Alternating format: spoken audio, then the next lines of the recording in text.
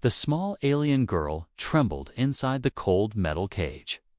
Her skin was pale blue, her eyes large and glowing softly in the darkness. She was no taller than a human child, but her heart was brave. Still, nothing could prepare her for this. Being taken by them? The humans. They called her Subject 14, but her real name was Laura. She had been captured while flying too close to Earth's orbit. Her tiny ship had been shot down like a bird in a storm. Now she sat in silence, chained, weak and terrified. Outside the cage, bright lights flashed. Heavy footsteps echoed across the metal floor. The ground shook as something or someone approached. The door creaked open and stepped a man. Tall, strong, wearing black armor. His face was hard like stone. His name was Commander Raynor. He had a reputation across galaxies, ruthless, cold, and unforgiving. Aliens feared him. Even some humans did. Laura pulled herself into the corner of the cage. Her heart pounded. Was this the human who would end her life? Raynor looked at her without emotion. He said nothing, just stared.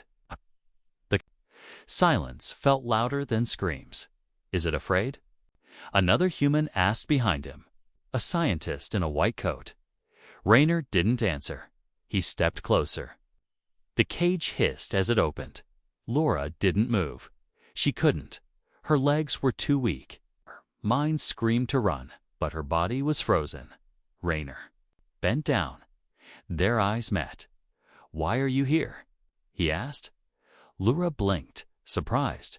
He had spoken to her directly. No threats, no weapons, just a question. But she didn't answer. She didn't trust him. Raynor's face stayed still, unreadable. Then he did something strange. He placed a small device inside the cage, a translator. "Speak," he said. Laura hesitated. Her voice was soft, like wind through leaves. "I was looking for my sister. Her ship crashed near your planet." Raynor raised an eyebrow. "Another alien?" She nodded slowly. "She's small. Like me, she ran when the humans fired. I tried to find her, but they shot me down." The scientist behind Raynor scoffed. Classic story. Always some lost family. They lie, but Raynor didn't scoff. He looked at her a long time. Then he stood up. "Keep her alive," he said. "No harm." "What?" The scientist gasped. "Commander, the Council wants," I said. "No harm," Raynor repeated, his voice sharp like a blade. He left the room without another word. Laura stared after him, confused. That was not what she expected. She had heard humans were cruel, especially this one. But he had spared her. Why, hours passed. Laura sat alone. Her body hurt. Her mind spun with fear. But the thought of her sister kept her strong. She had to survive. She had to find her. Suddenly, the lights dimmed. Alarms beeped in the distance. Something was wrong. Outside, footsteps ran. People shouted. Then, boom. An explosion rocked the lab. The walls shook. Sparks flew. The cage door burst open. Laura's eyes widened. A shadow stood in the smoke. It was Raynor. He reached out his hand. "Come with me," he said. Laura stared. She didn't understand. Was it a trick? A trap? But something in his voice felt real. Not soft, not kind, but real. She took his hand as they ran through the fire and smoke. One question burned in her mind. Why was the most dangerous human in the galaxy helping her escape? The alarm screamed louder as Laura followed Commander Raynor through the burning hallway. The air was thick with smoke. Red lights flashed on the walls. Somewhere behind them, guards shouted and weapons clicked.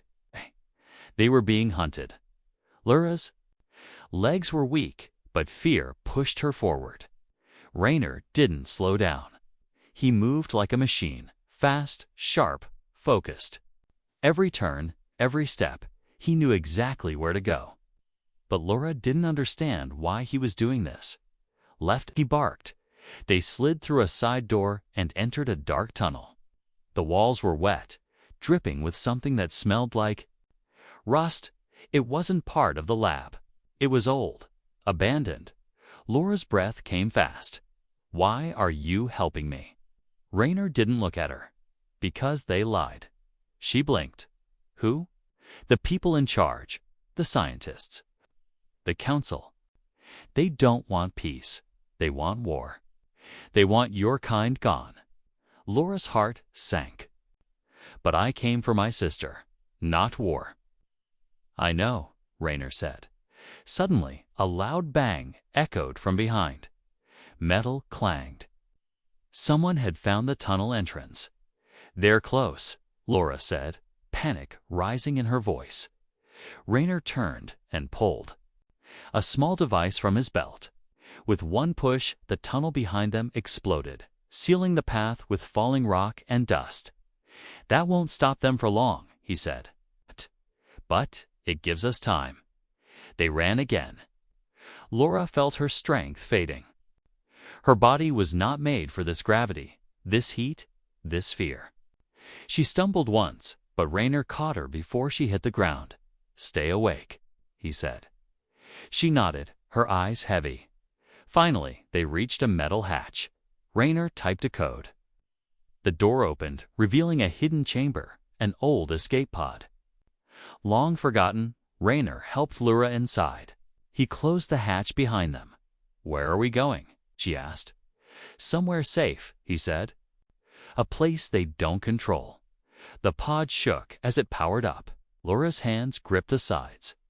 She had never felt anything like this before. But even with all the noise, the fear, the unknown, something inside her whispered. She trusted him. The pod launched. It roared through the ground, then burst into the night sky. Below them, the human base burned as the stars came into view. Laura turned to Raynor. You were supposed to be the ruthless one, she whispered. Raynor didn't smile, but for the first time his voice softened. Maybe I was, till I met you. Silence filled the pod. Then something beeped, an alert. Raynor checked the screen. His jaw tightened. They're tracking us. Who? Laura asked. Everyone. Laura's eyes widened. Then, where will we go? Raynor looked at her. Where no one will find us, but where the truth begins. Far behind them, ships launched. They had just escaped one prison, but the real hunt had only just begun. The escape pod flew fast through the blackness of space. Laura sat quietly, wrapped in a silver blanket. Her small body still trembled from fear and cold. Commander Raynor sat at the controls, watching the radar. The silence between them felt heavy. They're still behind us, he said, without turning. Laura looked up. Can we outrun them? No, he said. But we can disappear. He pressed a few buttons, and the ship dived into a dark field of floating rock. Laura gasped. A broken moon floated ahead, its surface cracked and lifeless. What? Is this place? She asked. An old mining moon, Raynor replied. Humans left it years ago. Tick. No one comes here anymore. As the pod landed with a loud thud, Laura's hands gripped her seat. Everything was still. Quiet, too quiet. Raynor opened the door. Dust and ash blew inside. The air was thin but breathable for both of them. He helped Laura out. Stay close. He said the place was like a ghost city.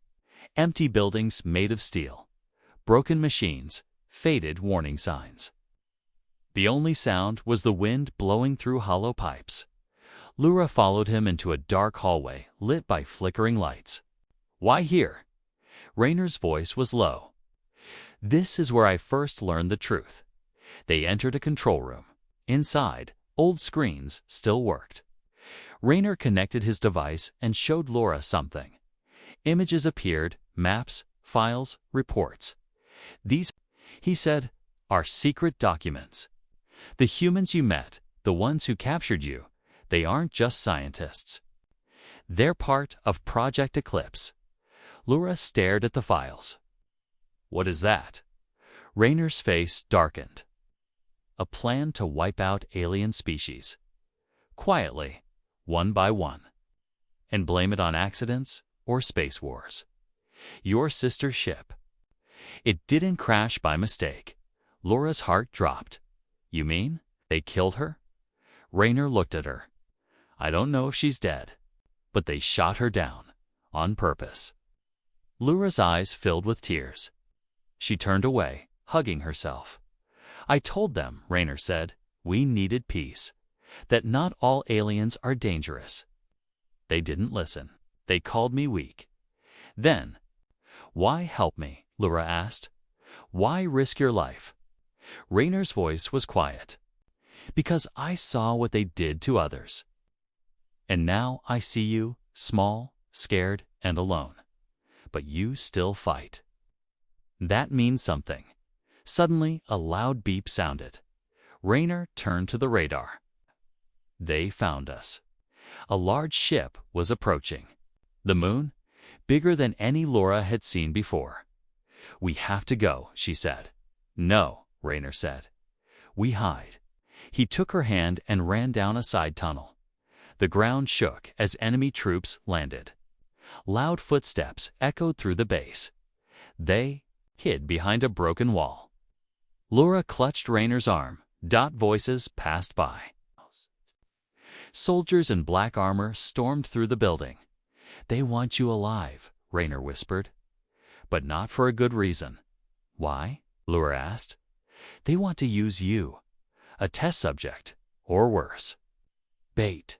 She froze. For what? Rayner looked her in the eyes. Your sister might still be alive, and they know she's coming. Suddenly, a sound rang out, soft and high-pitched, like a signal. Laura's eyes widened. That's her. Rayner listened carefully. It's coming from the far side of the moon. Lit up. Laura's face for the first time. Rayner nodded. Then we go find her. They moved quietly through the tunnels, avoiding patrols, dodging.